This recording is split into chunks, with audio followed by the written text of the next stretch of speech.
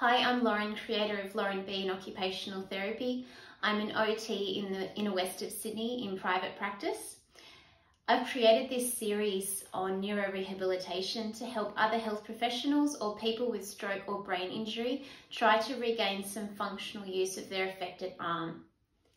So in my last few videos, I spoke a lot about neuroplasticity, which is the brain's way of trying to make new neural pathways from the injured part of the brain to send messages through motor nerves to the injured part of the body, or the arm is what we're focusing on.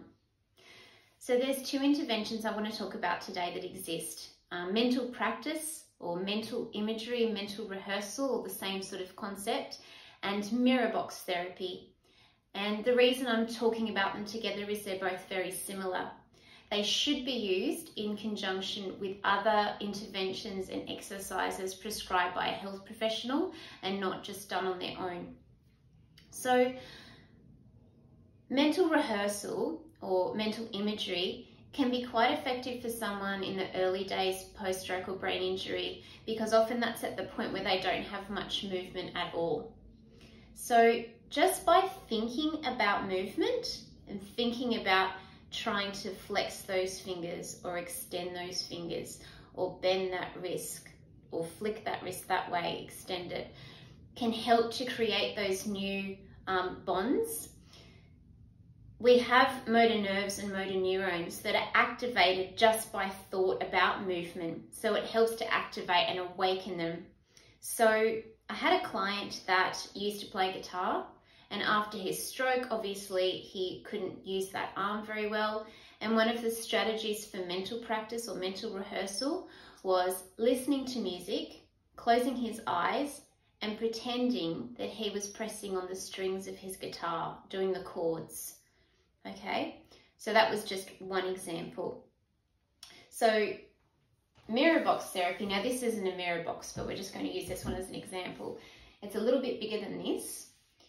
The affected arm goes behind or inside the box, and the other arm is placed in front. And I will link a description of where to find this. But the way it works is just by looking at the mirror at the non-affected hand or arm, the brain sort of goes, oh, there's an arm on the other side. Great. I'll start to use it. So it starts to reawaken and reconnect the brain. So you're virtually tricking the brain into thinking that the arm on the other side is there and it's working. So the first part of mirror box therapy is that mental rehearsal. So it's just looking at the other hand to get the brain to sort of recognize that it's there. It's called visual feedback. And then over time, you start to just do the movements with the unaffected hand. It might be grasp and release, it might be piano keys, it might be up and down, it might be side to side. There's lots of different simple movements. You do them over and over again just by looking and concentrating. When the person doesn't have movement in that arm, it doesn't matter. You just leave it in the box and you do this. I think it's at least an hour a day that you need to do it.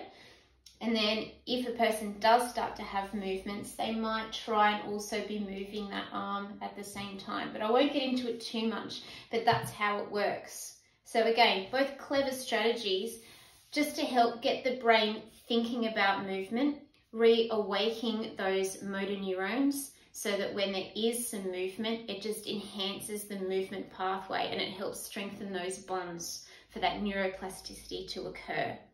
So it's a little bit of a complicated concept, but it's definitely worth looking into, researching, speak to your health professional or to your senior and find out a little bit more about it and how it can be incorporated into a therapy plan for a person with stroke or brain injury. Okay, I hope this is helpful. If there's anything you'd like me to talk about, please comment below and I'll keep moving forward and trying to come up with new tips and tricks that exist that are evidence-based to be helpful. Thanks so much for watching and thanks for your time. Take care. See you later. Bye.